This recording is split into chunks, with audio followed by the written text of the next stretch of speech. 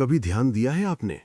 जब सब कुछ ठीक चल रहा होता है तो हम ईश्वर को शायद ही याद करते हैं, लेकिन जब जिंदगी अचानक पलट जाती है तो सबसे पहला शब्द जो निकलता है, हे प्रभु। कभी-कभी हालात ऐसे हो जाते हैं कि समझ नहीं आता गलती कहाँ हुई और सजा क्यों मिल रही है। पर उसी क्षण ईश्वर का एक नियम काम करता है।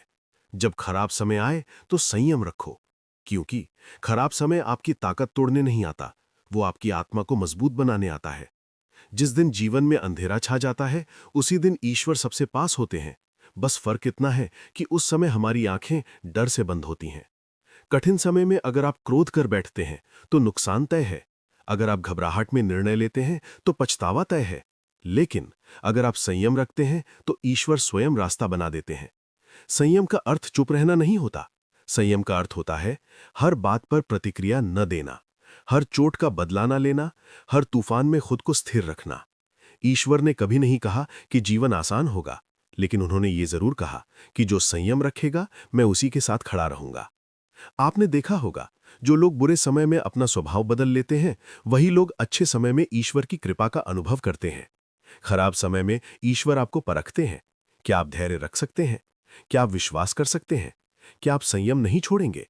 क्योंकि जिस दिन आप टूटकर भी किसी का बुरा नहीं सोचते, उसी दिन ईश्वर निर्णय कर लेते हैं, अब इसे आगे बढ़ाना है। याद रखिए, अंधकार जितना गहरा होगा, प्रकाश उतना ही पास होगा। लेकिन शर्त सिर्फ एक है, संयम। आज अगर जीवन में सब कुछ उल्टा चल रहा है, तो ईश्वर आपसे यही कह रहे हैं, बस अभी शांत रहो, मैं काम कर रहा हूं। अगर ये बातें आपके दिल को जरा सा भी छू गई हो, अगर कहीं ना कहीं आपने खुद को इन शब्दों में पाया हो, तो समझ लीजिए ईश्वर आपसे ही बात कर रहे थे। ऐसे में अकेले मत रहिए।